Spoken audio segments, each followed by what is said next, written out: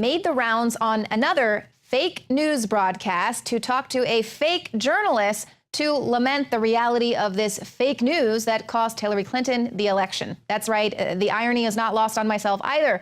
Now, President Obama was there speaking with Trevor Noah at The Daily Show, blaming Putin, blaming voters for being obsessed with WikiLeaks, racism, everything he possibly could for why Donald Trump is the new president, you know, avoiding the total fact that he was an abject failure, an awful president. So one of the things that he mentioned on Trevor Noah was the fact that any president who would shun his daily intelligence briefings would be flying blind. And of course, he made this remark after Donald Trump said that he really wasn't interested in having daily intelligence briefings unless developments had changed enough to merit his attention.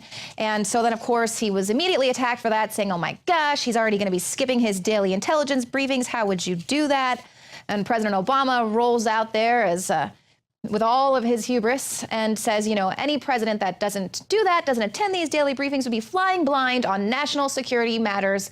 This is the same president who skipped more than half of his daily intelligence briefings. I'm going to get to that here in a minute. He ignored his ISIS intel for years. He actually went out and called them the JV team because he ignored that intel.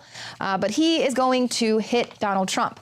So one of the things that Obama says is he brags about the fact that he's developed this culture where the intelligence that's brought to the president, the daily intelligence briefings, are not going to be politicized. They're not going to be spun. He's created this culture where he's very proud of the fact that over the course of the 8 years, the message that he sent to every intelligence agency is, I want it straight, without spin, and I think we've developed a culture that does that. He just wants to hammer away at the basic principle that intelligence shall not be subject to political spin. Now, it's been 8 years with President Obama, so we know that pretty much whatever comes out of his mouth is a lie, and he means the exact opposite. Case in point, over 50 CENTCOM intelligence operatives said that they were given implied orders not to report the facts on the ground in Iraq regarding terrorist activity. Instead, they were encouraged to substitute economic or environmental information for terror-related intelligence. They would basically ignore anything that went against the agenda that they were trying to push regarding ISIS, because the Obama administration wanted to downplay the rise of ISIS for its own political agenda.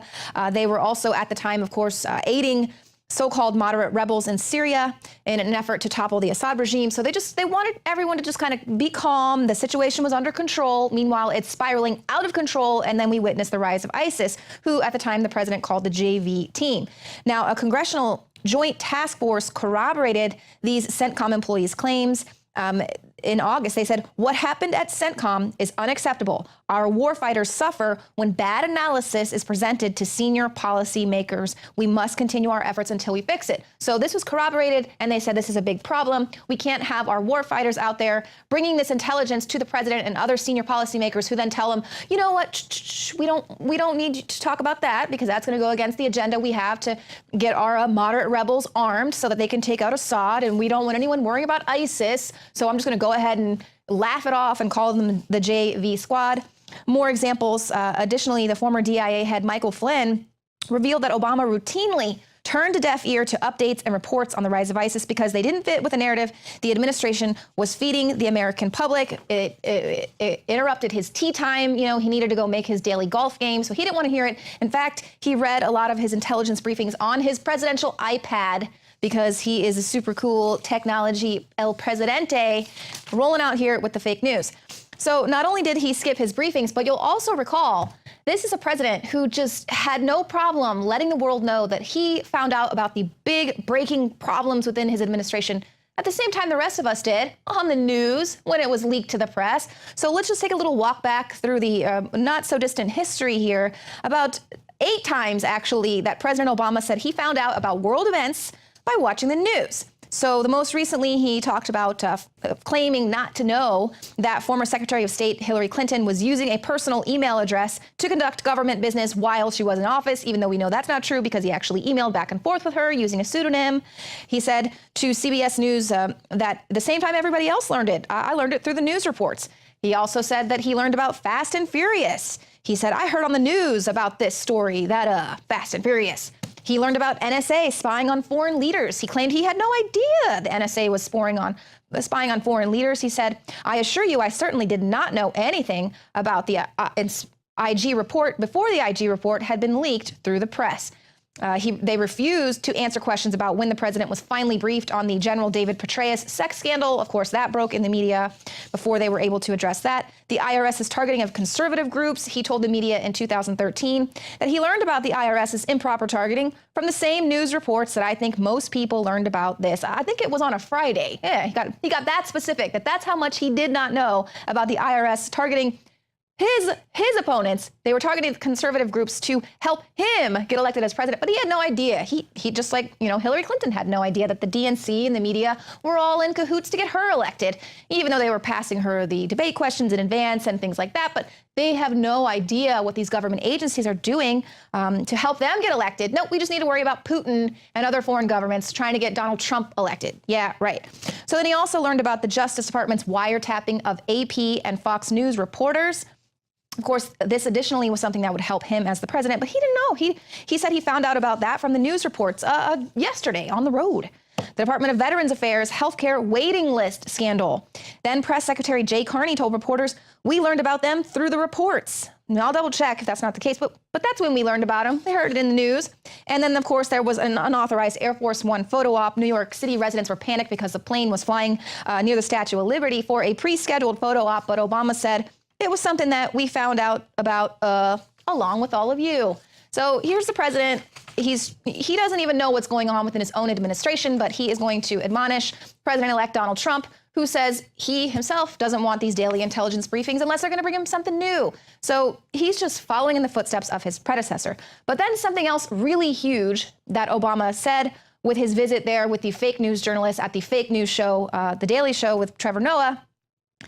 As I mentioned, he was blaming this election, blaming voters who were obsessed over WikiLeaks, because you'll recall, he said, the media was focused on the hacked DNC emails in the run-up to election. That's what cost this election. You'll recall CNN told everyone they're not even allowed to look at the WikiLeaks. It's illegal. Only CNN is allowed to look at these leaked WikiLeaks emails.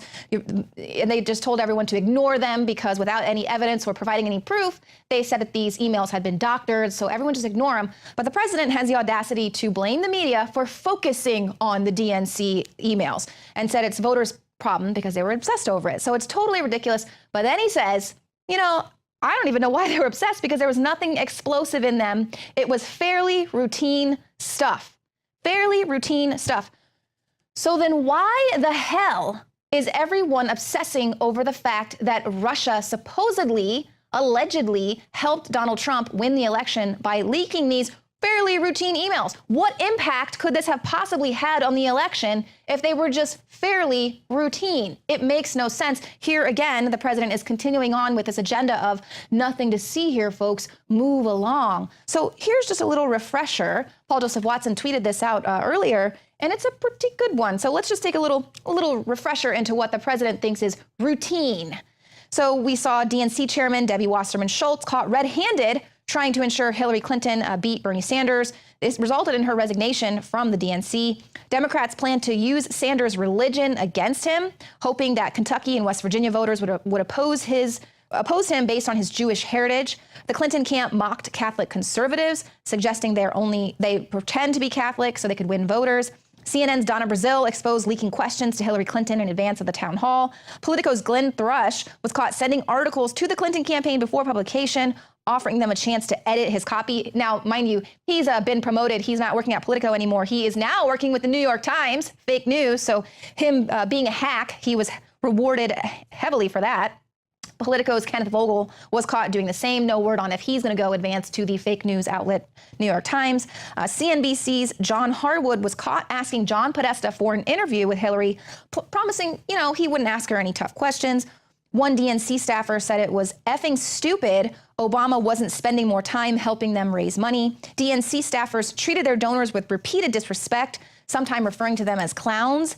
The DNC was caught violating FEC donation limits to non-multi-candidate PACs.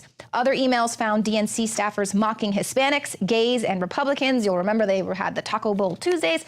And Perhaps most damning, one showed the DNC panicking after Obama claimed in an interview not to have known about Hillary's secret server because all parties were apparently aware this was untrue. And like I mentioned earlier, Obama was caught emailing with her. Huma Abedin said, wait a minute, this is the president I'm emailing with? This is your secret code name? Shouldn't this be classified? Shouldn't that be top secret? So, of course, he knew about this. But you know what? He found out about it just same time as us folks on the news, at the same time with the stories when he turned on his programs. So it's a total confusion there. In fact, White House spokesman Josh Earnest got confused during his daily briefing today. He mistakenly said China had actually hacked. They were behind this election-related hacking. He went on to say, I have very high confidence assessment that China was engaged in malicious cyber activity to destabilize our political system. Like, how difficult is it for them to hold this lie in their head? It's very, very difficult to tell a lie. It's easy to tell the truth. This is how difficult it is for them to continue parading around this lie that they have absolutely no proof of, that he mistakenly says China. So, you know, what's going on? Do we have two foreign governments meddling in our presidential election or none, or what's going on? And that's exactly what everybody else is saying. So now we have the chairman of the House Intelligence Committee writing a letter to the director of national intelligence, James Clapper, saying, what the heck is going on? Just 3 weeks ago, we were given this report by the CIA that said they didn't have any intelligence to back it up. They said they lacked good insight about the connection between Russian hacking of Democratic emails and their release by WikiLeaks. They really didn't know. They lacked strong evidence. But on Friday, the Washington Post reported that a secret CIA assessment had concluded that Russia had interfered in the race to boost Trump, although the agency did not have specific intelligence showing Kremlin involvement. So now, 3 weeks later, everything has completely changed. What the heck happened? And these are sentiments exactly that are also being echoed by the top U.S. spy agency, the ODNI, which is ahead of all of these 17 intelligence agencies you keep hearing about. They say that they're not embracing the CIA's assessment on Russia hacking. So they're having confusion within their own agencies. So this is the overseers of the U.S. intelligence community. They said they have not embraced a CIA assessment that Russian cyber attacks were aimed at helping Republican President-elect Donald Trump win the 2016 election. And the reason why they haven't endorsed their assessment is because of a lack of conclusive evidence. So again, no conclusive evidence, but it's this secret CIA assessment, and all of the fake news outlets out there are just running with it. Now, in about the last minute and a half, I wanted to get to this next story because we've continually been called conspiracy theorists about this. Anyone who has a problem with geoengineering, looking up in the sky, you see it with your own eyes. They're telling you it doesn't exist and that it's fake news. Well, now, coming out of Bloomberg, scientists want to give the atmosphere an antacid to relieve climate change. And why? Why are they doing this? They say geoengineering may have just gotten a bit safer. So geoengineering doesn't exist, but scientists are now doing it in a safer way. See how tricky that is right there? So one of the approaches to this geoengineering that doesn't exist is that they say the Earth, they mimic the natural atmospheric cooling effect that tends to follow the massive dispersion of sulfur dioxide into the air during a volcanic eruption. So they want to mimic that natural phenomenon, but of course that might be dangerous because it's unclear what nation or international body would be authorized to release this sulfur dioxide. And also, it's a pollutant which could cause acid rain, could eat away at the ozone layer, and that protects living things from UV light and warm the lower stratosphere. They also talk about another proposed solution, an aerosol of calcium carbonate, which would have a similar cooling effect as sulfur dioxide in the upper atmosphere, help protect the ozone layer. As a bonus, it's akin to giving the atmosphere a handful of antacid tablets. So there you go. Geoengineering doesn't exist, but science is working on a better way.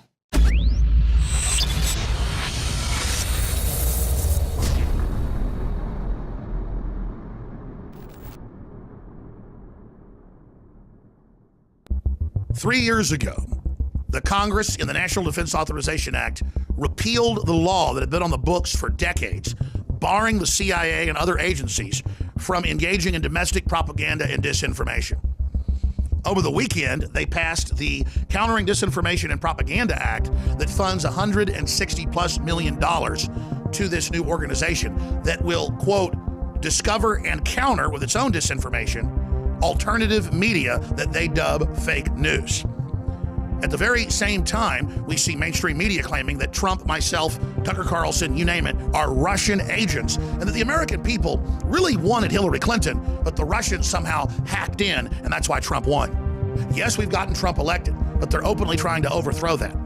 Now more than ever, InfoWars needs your prayers and your support, and I need you to take the articles and the videos that are on the site and realize you're the reason we're having such an effect. You're the power of InfoWars. Get those articles, get those videos, get those special reports out to everyone you know. As we approach Christmas, I'm not even supposed to say that word now, our country's under such incredible thought police tyranny. It's important to be thankful, and I am extremely thankful to all of you that have prayed for us, that have spread the word about the broadcast, that have supported us, that have defended us, and that have financially supported us. We go out and search for the very best products, and we also develop amazing products and then bring them to you at very competitive prices. So when we have a sale, it really is a sale. That's why this week through the 17th, we can guarantee you'll get delivery before Christmas. Again, if you order by this Friday, the 17th, and you will get store-wide free shipping at InfoWarsStore.com. And on top of that, some of the biggest discounts of the year. 30% off Living Defense Parasite Cleanse, 50% off Colloidal Silver Bullet, and free shipping. That is just an incredible deal. Brain Force Plus, now with 20% more in each bottle and 30% off. $19.95, can't beat that deal.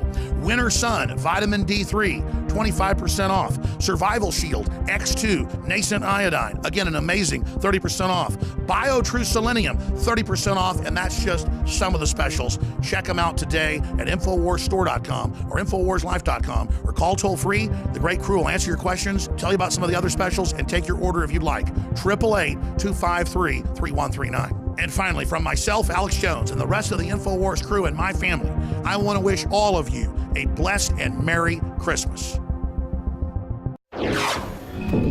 Well, President Obama made the rounds on another fake news broadcast to talk to a fake journalist to lament the reality of this fake news that cost Hillary Clinton the election. That's right. The irony is not lost on myself either.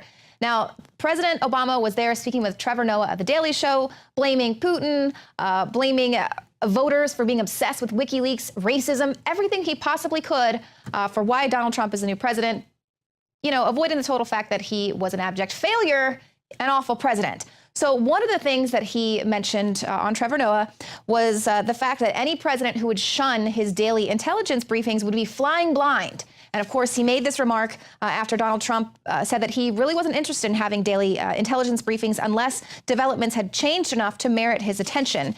And so then, of course, he was immediately attacked for that, saying, oh my gosh, he's already going to be skipping his daily intelligence briefings. How would you do that?